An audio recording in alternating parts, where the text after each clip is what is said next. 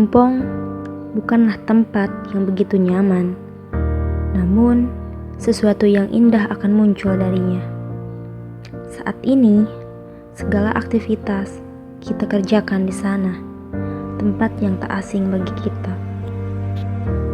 Banyak orang yang tersadar betapa sulitnya mendidik. Banyak pula yang merindukan seorang pahlawan di kelasnya. Saatnya sadar, ilmu itu mahal dan berharga. Dan saatnya mengakui, memanusiakan manusia bukanlah perkara mudah. Bukan sekedar kalimat yang menggaung-gaungkan dalam mengartikan pendidikan. Lebih dari itu, aktivitas dalam kelas yang selama ini mereka jalankan ternyata bukan hal sembarangan. Mendidik dalam kondisi seperti ini terasa lebih berarti. Semua orang, semua kalangan sekarang biasa mencoba melakukannya. Tapi tidak semua yang mencoba mengakui bahwa mereka sanggup melakukannya. Inilah kisah kami dalam menjalani kuliah online, antara impian dan kenyataan.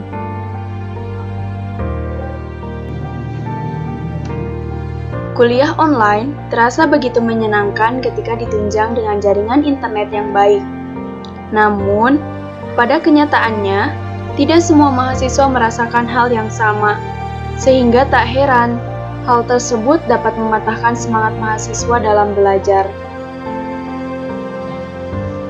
Adapun hal lain, ketika kuliah online dapat diikuti dengan santai dan tanpa beban, namun pada kenyataannya, dosen hanya memberikan penjelasan melalui pesan suara ataupun pesan teks, yang membuat mahasiswa merasa bosan dan mengantuk hingga tertidur.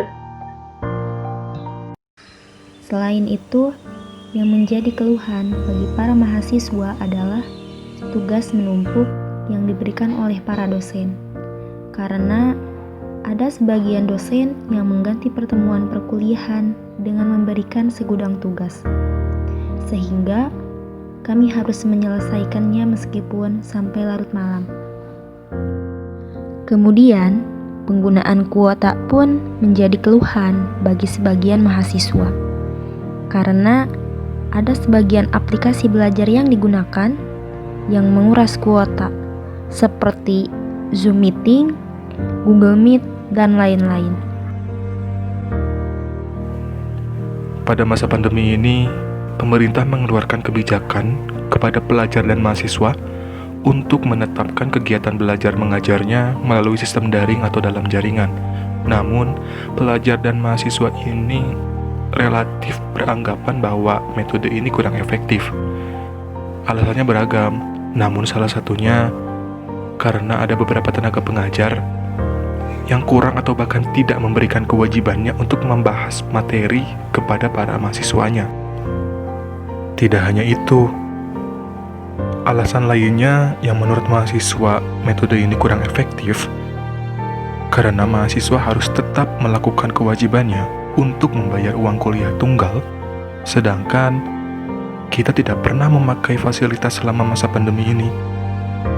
Jadi kita berharap pihak kampus bisa memberikan kompensasi untuk meringankan uang kuliah tunggal kami. Saat pandemi ini belajar mungkin terasa berbeda dengan biasanya, terlebih kita belajar mandiri di rumah dan tentu kita harus dapat menyesuaikannya. Karena tuntutan kita sebagai mahasiswa, kita harus dapat menjadi berkembang dengan dampingan dosen secara virtual. Berbagai problem karena kuliah online harus segera diadaptasi oleh kita. Bisa saja fisik kita di rumah, tetapi pikiran kita kemana-mana.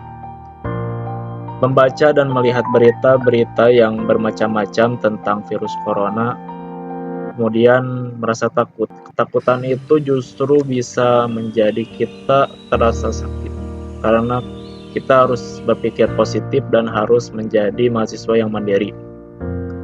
Perkembangan teknologi berbasis IT untuk belajar semakin maju, maka mahasiswa dari strata tingkat pendidikan paling tinggi harus menjadi contoh teladan untuk generasi kita yang lebih baik. Saya Muhammad Lutfi Ihsanul Amal dari jurusan Pengembangan Masyarakat Islam.